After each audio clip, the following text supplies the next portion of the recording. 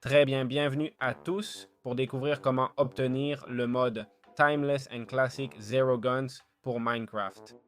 Timeless and Classic Zero Guns est un mode d'armes très détaillé qui ajoute des pistolets, fusils à pompe, fusils, snipers et toutes sortes d'armements, comme on peut le voir ici. Il fonctionne avec Forge, se configure via l'API Cloth et le mode est traduit selon la langue de jeu, avec plusieurs options disponibles comme l'espagnol. C'est aussi un mode qui fonctionne comme moteur, permettant d'ajouter d'autres versions. D'autres créateurs ont utilisé ce mode comme base pour leurs add-ons, et même si le mode de base offre déjà beaucoup de variétés, c'est bien que d'autres puissent créer leurs propres armes. Alors, comment obtenir ce mode? En gros, nous cherchons TXE, Timeless and Classic Zero, dans Forge, et comme vous pouvez voir, il compte 16 700 000 utilisateurs, a été mis à jour il y a 5 jours et créé il y a un an. Donc, pour un mode créé il y a seulement un an, avoir 16 millions de joueurs est assez impressionnant, franchement. On va dans Fichier, puis Mod Loaders, ensuite Forge, tout ce type de version, et comme vous voyez, c'est disponible pour la 1.18.2, 19.2 et 20.1.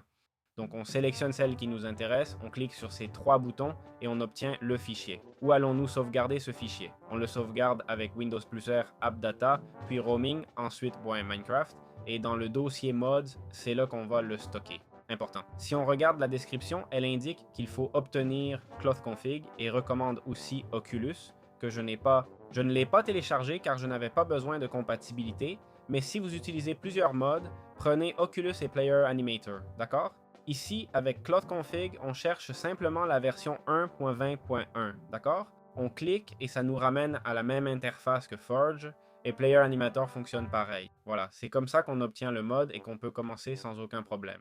Très bien, comment fabriquer des tables de Timeless and Classic Zero Gun? Ce mode organise tout son contenu en plusieurs tables et blocs spéciaux de travail dans Minecraft, d'accord? La première serait la Gunsmith, qui est la table principale où se créent pratiquement toutes les armes du mode, d'accord? On a cette recette qui se fait avec 4 fers, un bloc de fer et simplement du bois. Depuis cette table, on peut fabriquer toutes sortes d'armes dans le mode, d'accord? Comme vous voyez, ici, on a le prix et on clique sur Fabriquer une fois qu'on a les matériaux nécessaires. Littéralement, rien d'autre. Ici, on peut zoomer, d'accord. Pour voir l'info, on peut aussi vérifier les détails, les copier dans le presse-papier. Je ne sais pas s'ils ont un wiki, essayons d'y accéder. Bon, s'ils en ont un, ça prend du temps à charger, d'accord? Je ne sais pas s'il est encore actif, ça semble que non. Ah oui, ici nous avons plein de tutoriels et autres si on veut les suivre. C'est vrai que c'est un peu plus technique, mais bon, je suppose que c'est surtout destiné aux développeurs. Ensuite, nous avons aussi la table d'attachement, d'accord? C'est cette table ici qui se fabrique ainsi avec du verre, une torche de redstone, 2 de fer et un coffre.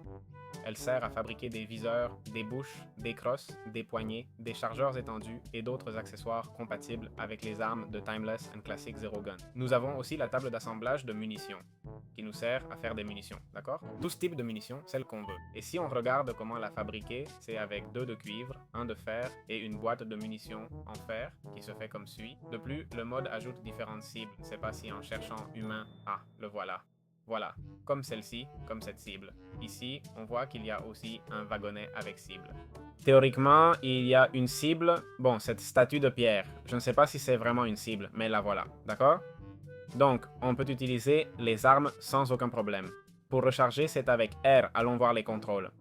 J'ai le rechargement sur R, mais beaucoup d'entre vous auront aussi les shaders sur R, ce qui est normal. Je vous conseille de le désactiver, sinon vous ne pourrez pas jouer. C'est pour l'Oculus, d'accord?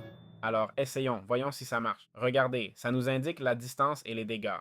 La question est-ce qu'elle se relève? Oui, automatiquement. Donc, on peut en placer plusieurs. J'en profite pendant que j'installe ça pour vous dire que vous avez dans la description l'accès à mon cours d'intelligence artificielle. Et c'est tout, d'accord? Je ne le mentionnerai qu'une fois au cas où quelqu'un serait intéressé. Voyons comment fonctionnent ces cibles. Voilà, ça indique les dégâts, la distance, d'accord? Et franchement, la sensation est très bonne. Un des points forts de ce mode est son réalisme qui est vraiment très poussé. C'est ce qui le fait ressortir d'après ce que j'ai vu. Et la visée est très précise, honnêtement. La sensation est excellente. Je ne suis pas le meilleur ici, mais ça se sent vraiment, vraiment bien. Très bien. Comment obtenir des munitions dans Minecraft avec Timeless and Classic Zero Guns? En fait, chaque arme dans Minecraft utilise un type spécifique de munitions qu'on peut voir en plaçant le curseur dessus, qui nous indique le type de munitions à utiliser. Et voici l'attaque Z-Ammo Assembly Table, qui est essentiellement l'outil avec lequel nous allons fabriquer nos munitions. Si on fait un clic droit, vous voyez, on peut voir tous les types de munitions disponibles. Et c'est important de noter que si on place le curseur, celui-ci me demande 5,7 par 28 mm. Les matériaux de base pour les munitions sont le cuivre, la poudre, le lapis lazuli et le fer. D'accord? D'autre part, le mode ajoute des boîtes à munitions qui nous permettent, comme vous voyez, de stocker de grandes quantités dans un seul emplacement. Par exemple, on a la boîte en fer, en or, en diamant et bien sûr celle en créatif qui je suppose est infinie. Chaque boîte n'accepte qu'un seul type de munition. C'est assez important. Voyons un peu les fabrications avec fer, or et diamant. Bon, ils n'ont pas trop compliqué les choses. Je ne sais pas si tu peux la placer. Non, tu ranges juste les munitions et c'est tout. En gros, tu prends les munitions, tu fais un clic droit sur un emplacement vide et la boîte renvoie la partie des munitions à l'inventaire pour l'équiper aussi. D'accord? Si je prends des munitions maintenant, bon, là, ok, je vais prendre ça et voilà. Clic droit ou clic droit pour retourner, d'accord? Les capacités varient selon le type de balle, mais on mentionne jusqu'à 180 cartouches de fusil ou 300 balles de 9 mm, ce qui rend plus pratique de transporter des munitions, car si on a une arme avec beaucoup de balles, pourquoi ne pas les stocker? Très bien. Les pistolets dans Timeless et Classic Zero Gun vont des modèles basiques d'armes de gros calibre jusqu'au modèle standard, d'accord? On a tous ceux-ci, comme le Z-Type calibre .50. Je ne sais pas si ce sont encore les meilleurs. Non. Le Golden Deagle, bon, peut-être qu'ils sont les meilleurs, hein, vu leur fabrication. On a le CZ75, les 17, le Deagle, le P350 mythique, ok? Et d'autres plus simples, comme le M9. Tous fonctionnent bien, d'accord? En général, ils utilisent des munitions 45 CP 250 AE, vous verrez selon l'arme. Celui-ci, par exemple, inflige 11 de dégâts. On vient de faire 11 de dégâts. Je ne sais pas pourquoi. Si je vise le centre, ça fait 7 de dégâts. Peut-être selon la distance, ça fait moins, je ne sais pas. 7 de dégâts ici et 11 de dégâts là. Bon, théoriquement, si tu tires comme je l'ai fait, ça fera 11 de dégâts, ok? Ensuite, nous avons par exemple celle-ci, qui serait l'une des meilleures, non? Si on l'utilise, elle enlève 16, pas mal, non? Mais bon, à noter que le Glock 17 utilise du 9 mm et contient jusqu'à 17 ou 18 balles. Le CZ75 peut fonctionner en automatique avec 16 balles. Le P320, le P93R, eux, utilisent des rafales. Et voilà, chaque pistolet a des stats visibles, ok? Qu'on peut voir ici. Dégâts de base et tout ça. Pour utiliser l'arme, avec R, on recharge, clic droit pour viser et clic gauche pour tirer. Le viseur s'élargit quand on tire et l'impact est à la tête, ok? Et on va le savoir quand on va invoquer un gardien que quelqu'un n'aime pas. Et comme vous voyez, si je le touche à la tête, évidemment ça devient rouge car c'est critique, ok? Puis, si on utilise une arme qui tire en rafale, ok, on désactive ça avec G ou B. Eh bien, il faut aussi mentionner que beaucoup de pistolets, d'accord, avec la table d'accessoires, acceptent plein d'équipements comme des chargeurs étendus, des canons, des viseurs et parfois des lasers ou autres. Donc vérifiez ça parce que ça peut être intéressant. Bon, pour les accessoires, comme vous voyez, on appuie sur Z, d'accord? Et là, on peut voir un peu quels accessoires on a et tout ça. On peut aussi voir les diagrammes, d'accord? Changer le mode de tir, ici semi-auto, car je crois qu'il n'y en a pas d'autres. Très bien. Comment peut-on utiliser les fusils à pompe? En fait, les fusils à pompe de Timeless and Classic Zero Guns utilisent généralement des cartouches de calibre 12 et sont conçus pour le combat à courte distance. Nous avons plusieurs modèles comme le DB2 Durain, MU170, A12 Shotgun, MI14 Battle Shotgun, DB4URS Ursus, les PAS 12 et autres. Les caractéristiques clés sont que, par exemple, le fusil à canoncier fait environ 24 de dégâts si tous les plombs touchent. Le fusil à pompe complet fait environ 25 de dégâts. Les fusils à pompe sont inefficaces à longue distance, mais peuvent traverser plusieurs cibles alignées. Donc, en quelque sorte, il a même un effet perforant, non? Là, comme vous voyez, celui-ci vient d'infliger 24 de dégâts par plomb, d'accord?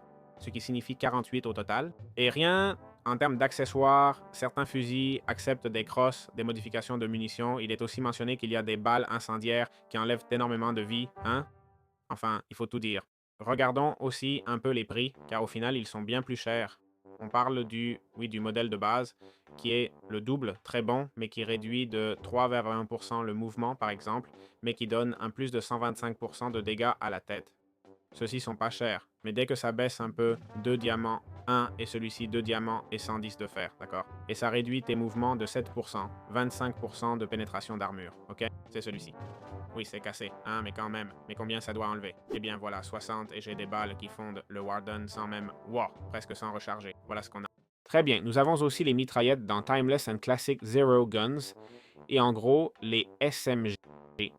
On a différents exemples, comme par exemple l'Uzi qui utilise du 9 mm. En général, ils utilisent du 9 mm, d'accord? Et ça contient 20 balles. On a aussi le HK MP, un MP5, d'accord? Qui, comme vous voyez, épuise les balles très vite. Hein? Nous avons aussi le HK MP5A5, l'UMP45 et le P. Il y a un garde ici. Ah oui, en effet. Et le P90, d'accord? Toutes ces armes sont évidemment des SMG. Je les ai classées de la moins bonne à la meilleure, ok? Et il y a différentes astuces, comme le fait que l'Uzi gagne beaucoup avec un chargeur étendu. Enfin, le classique. Aussi, l'UMP45 combine de bons dégâts d'environ 7 par balle avec les munitions 45 ACP et le tir automatique, ok? Ici, comme vous voyez, on peut changer le tir en rafale. La rafale, c'est quand ça tire 3 coups. Changer le mode de tir en auto, je comprends que c'était comme ça, et voilà, c'est fait. Ah, je pensais qu'il y avait aussi un mode single.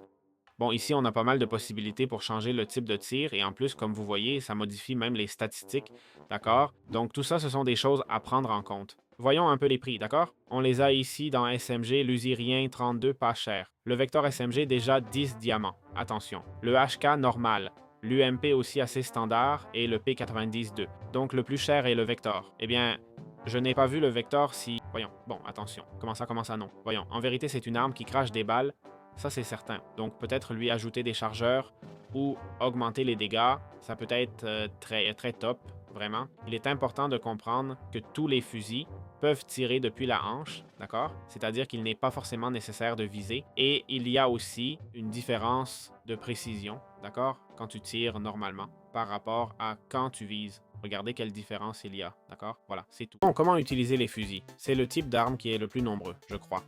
J'en ai compté jusqu'à 13 différents. En fait, je pense que le créateur du mode s'est emballé car vous ne les utiliserez jamais tous. Tous. Donc, nous avons le M4A1, le FN FAL, un SKS typique, le type 81-1, un M16A4, pardon, le G36K, le M16A1, MK14, AKM, SPR15, HKG3, AUG, QBZ 91, QBZ 95, HK36, le SCAR H et le SCAR L. En général, ils utilisent tous des munitions de 566 par 45, 308, 7 ou 62 par 39, et avec ça, on a à peu près tout couvert. Il y en aura là-bas, quelques exceptions, même si je n'en vois pas d'autres. Celui-ci avec 5,8, d'accord? Et c'est tout. Et 7,62 par 39 pour l'AKM, d'accord? Bien sûr, il y a de tout ici. Par exemple, celui-là me semble être presque un sniper, d'accord? Donc peut-être qu'ici on veut prendre une lunette, une bonne lunette. Je ne sais pas si c'est une bonne lunette, mais voyons. Waouh, ce n'est pas une bonne lunette. Prenons une vraiment bonne lunette, c'est ça? Voilà, le SKS est une arme typique où on met une lunette comme ça, d'accord? Parce que c'est presque un fusil de sniper. Ensuite, on a aussi différents fusils, dont beaucoup ont un mode automatique, d'accord? Ici, semi et automatique, d'accord? Semi, c'est basiquement... Attends, je vais recharger. Semi, c'est basiquement une balle à la fois, d'accord? Tu tires balle par balle, tu vises, et l'automatique, c'est que toutes les balles sortent, d'accord? Je maintiens le clic et toutes les balles sortent. Regardons aussi un peu les crafts, d'accord? Pour avoir un peu de référence. Et on voit ici que ça coûte juste du fer. Le M81, du fer et de l'or, ce qui n'est pas peu de fer, hein? 64 de fer. Un SKS, assez bon marché pour le potentiel qu'il peut avoir à mon avis. Un M16A1, ils sont vraiment pas chers, hein? C'est-à-dire, personne ne peut se plaindre du prix. Ensuite, on commence avec un MK14 avec 4 diamants. Là, c'est un autre niveau. Je crois que c'est un autre sniper, je ne sais pas. Un autre fusil. On a déjà le Sagittarius, que je ne vous ai même pas montré, non? Le HK, l'AUG, le fusil d'assaut, Longbow, d'accord? Et bon, ils ne sont pas très chers, hein? Ils ne sont pas si chers, hein? C'est vrai qu'on a notre propre section de snipers ici, donc si vous voulez un sniper, allez ici, ok? Mais le SCAR pourrait être un bon substitut, d'accord? Parce que ça vaut un diamant. Le moins cher, c'est celui-ci, mais il sera nul, et l'autre à un diamant a l'air encore pire. Par contre, utiliser le SKS, que vous avez déjà pour 40 de fer, peut être une très bonne idée. Je ne sais pas, chacun fait ce qu'il veut, mais bon, commencer direct avec 10 diamants et 200 de fer, c'est quand même... Je vous signale que beaucoup de fusils acceptent des viseurs, chargeurs, crosses lourdes, freins de bouche, chargeurs à tambour, ok? Donc voilà, gardez ça en tête car ce sont probablement les éléments que vous pourrez le plus personnaliser dans le mode. Donc les attributs de base que vous allez pouvoir les modifier pas mal, d'accord? Pas mal avec des modificateurs et tout ça. En plus, sachez que les modificateurs ne sont pas à usage unique, c'est important à noter. Une fois fabriqués, vous les avez pour toujours, donc ça vaut le coup. Très bien. Comment utiliser les armes lourdes? Et en fait, il n'y en a que deux. Il y a le RPG, d'accord? Nous avons le lance-grenade M, du moins c'est ce qui était indiqué, d'accord?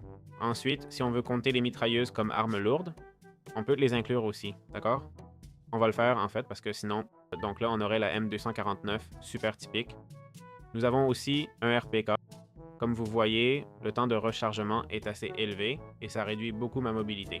12%, celle-ci 7,5%, d'accord? Celle-ci indique 8,2% et c'est une FN Evoli. On a aussi la mitrailleuse M134, d'accord? C'est la super typique qui chauffe et olé, olé, olé, olé, olé. Je vous avoue, je ne touche rien. Ah, d'accord, si tu vises, tu as plus de chances de toucher. Et voilà, ça chauffe et profitez-en. Bon, essayons aussi le RPG, que beaucoup d'entre vous voudraient en voir, l'explosion et tout ça. On va le lancer et rien, ça a mis beaucoup de sauce, non? Le projectile, c'est comme si tu tires et il arrive. Pas vraiment une grosse explosion, je ne sais pas combien de vie ça enlève. Je lui en ai tiré 2 et ils l'ont touché. Ok, presque 100 de vie. Voyons le lance-pépos. On n'a qu'une seule munition et ça n'explose pas tant que ça, hein? Je ne sais pas pourquoi j'attendais quelque chose de plus costaud. Le RPG est assez puissant, bon, ça explose, et si tu joues avec des structures, c'est super cool. Mais si on parle de dégâts, tu prends ça, regarde, regarde, regarde. Tout le monde tombe, évidemment, non? En plus, je ne sais pas si vous avez remarqué, mais en bas, ici, un petit détail apparaît quand tu tues quelqu'un. Voyons si j'ai tué le Warden. Bon, c'est une blague, non? Voyons. Je le tue, et là, c'est marqué 0-1. Franchement, c'est plutôt cool, hein, ça? Bon, voyons aussi un peu quel type de munitions ils utilisent. .308 Winchester et 7,62-39 et 5,56 par 45. Et puis simplement des RPG et des grenades, d'accord? Voyons aussi le coût de fabrication. On voit que le RPG est très bon marché et le lance-grenade suit la même logique, d'accord?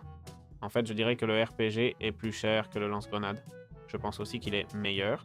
Et puis on a les mitrailleuses où ça se complique. 110 de fer, 2 diamants, 4 diamants. Le RPK qui n'est pas si bon, il nous le laisse moins cher. La machine des Volville, beaucoup plus chère, et la minigun, qui doit être très coûteuse, coûte 10 de netherite, car face à une horde, tu fais comme ça, mais la surchauffe, combien dure-t-elle? Infini? Ou je dois l'avoir? Ah, je dois la tenir en main pour qu'elle arrête de chauffer. Ça c'est pas. Je comprends pourquoi c'est fait, mais ça ne me plaît pas trop. Mais c'est une minigun. Qui veux-tu que j'élimine? Tu comprends? Tu me mets face à des hordes entières et je ne vais pas perdre. Toujours, toujours, c'est la même chose, non? Tant qu'il me reste des balles. Voilà, je vous laisse avec ça. Très bien, comment utiliser les snipers? Nous avons plusieurs modèles tels que, d'abord, ils utilisent tout ce type de balles. Il y a une énorme variété de munitions ici.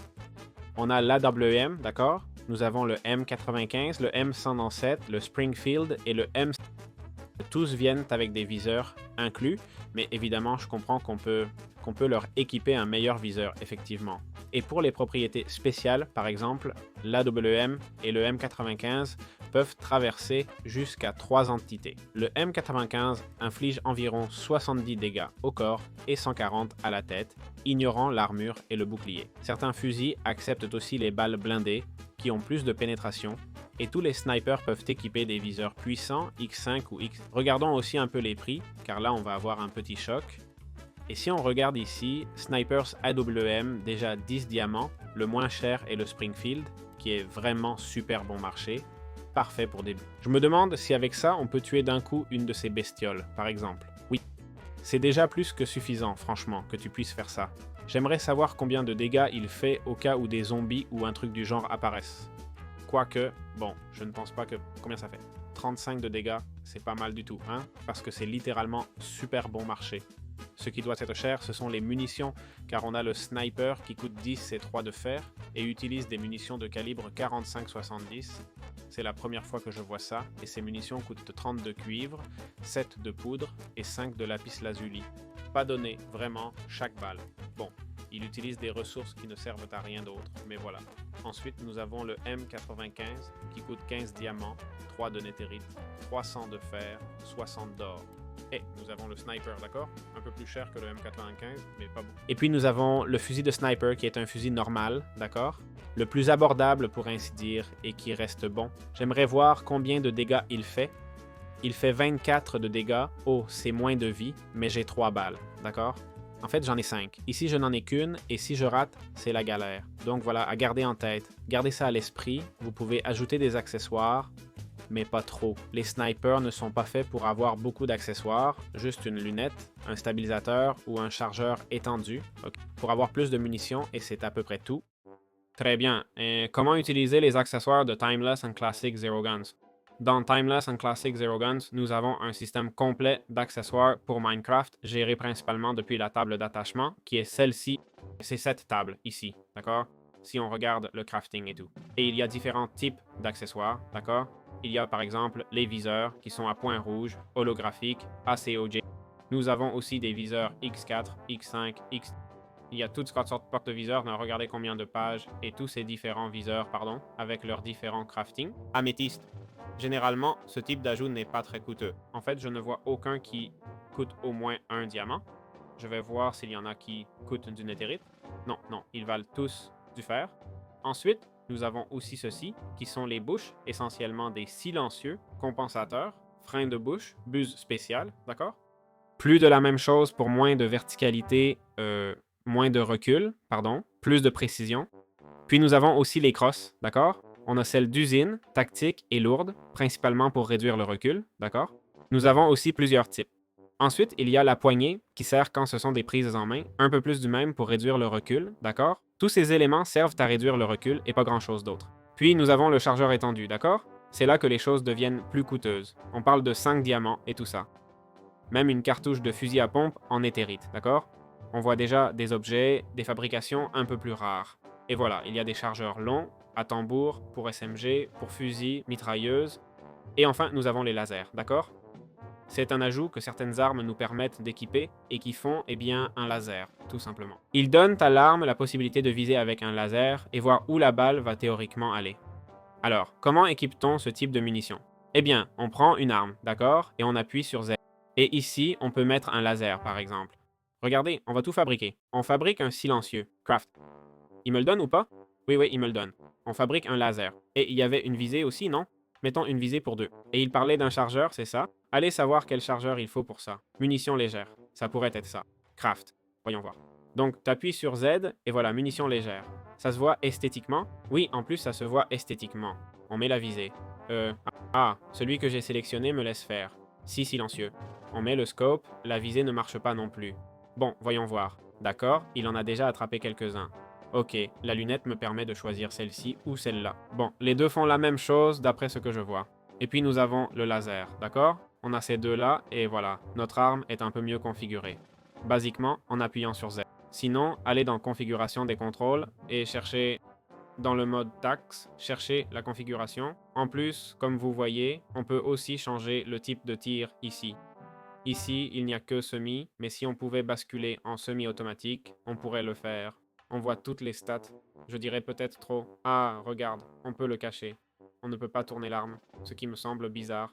Pouvoir tourner l'arme serait cool, et pas grand-chose d'autre. Avec ça, j'ai couvert tout le mode. Comme je dis, vous avez mon cours d'IA dans la description. Je pense que c'est de plus en plus pertinent et peut vous aider. Et voilà, j'espère que cette vidéo vous a été utile. C'est un plaisir de créer du contenu. On se voit dans les prochaines vidéos.